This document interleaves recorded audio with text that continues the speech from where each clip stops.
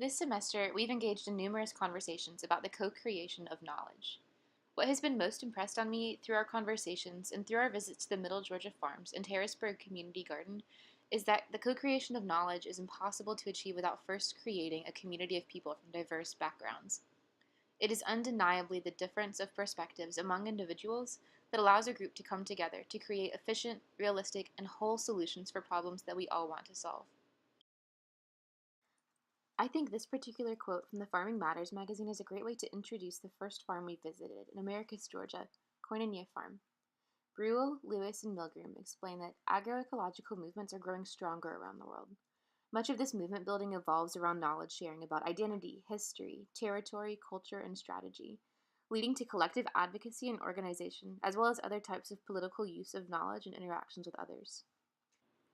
As a key part in the advancement of human rights during the Civil Rights era, the birthplace of Habitat for Humanity, a thriving spiritual community, and business, Koinonia exists at an incredibly unique intersection of each of the aforementioned variables. I had the privilege of sitting and chatting over lunch with Bryn Dubai, the current director of Koinonia Farm, where she patiently answered my numerous questions about the lifestyle and mission of the Koinonia community members. Essentially, the lifestyle at Koinonia is intended to be distinctly different from what we might consider normal day-to-day lives. Community members make deeply respected vows to support and depend on one another spiritually, communally, and financially in order to live in interdependent harmony. Though Christian values are central to life at Koinonia, community members represent all different denominations of Christian philosophy, and this is what makes this community a place where the co-creation of knowledge can thrive. The second farm that we visited was Jimmy Carter's boyhood farm in Plains, Georgia. Speaking of his childhood farm, President Carter says, "The early years of my life on the farm were full and enjoyable, isolated but not lonely. We always had enough to eat, no economic hardship, but no money to waste. We felt close to nature, close to members of our family, and close to God."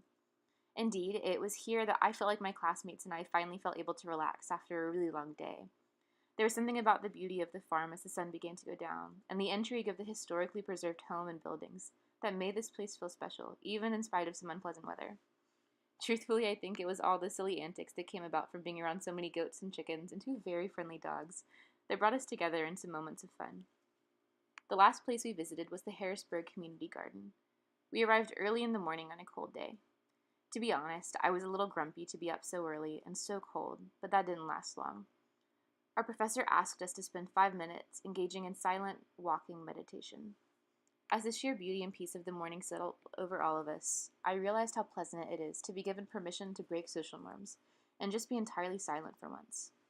With a refreshed sense of energy, we all set out working different parts of the garden. I went to work weeding some flower beds, but this very quickly turned from chore to fun as these little treasures were slowly uncovered. We found everything from snail shells to iridescent worms to glittery mica-filled pieces of earth, and most surprisingly, a bunch of wild green onions. They smelled so yummy and delicious. Commissioner French actually let me take this bundle home to replant and grow myself, which was such an unexpected gift. He shared with us a story about how he had once had a garden of green onions that had previously been his grandmother's, I believe. And what was so extra special about these onions was their ability to be easily replanted and then shared with family and friends to start their own gardens. I think this is a really fond memory for Commissioner French, and his act of generosity made me feel like I was being invited to be a part of a small, intimate community that was brought together by gardening and food sharing. This experience reminds me of a quote from Cornelia, Florida, provided by Carolyn, in which she makes the case that the agro-ecosystem cannot be divorced from human communities. Agriculture and forestry represent attempts of human communities to use the perceived potential of a local landscape to extract value and maintain human communities, rural, suburban, and urban. The agroecosystems that emerge are not simply natural outgrowths of humans and landscapes with productive potential, but the product of human communities mediated by culture and technology. I believe that my participation in this course and all of the time outside of class we spent together alongside Georgia farmers and gardeners really reminded me of how precious our connection to nature is, and how we have to be intentional in the way that we engage with one another and with the earth in order to maintain that. After this course, I think that I strongly believe that the way our agricultural system currently functions under neoliberal policies endangers the quality of the food we eat, the health of our bodies, and ultimately the health of the ecosystems that we share.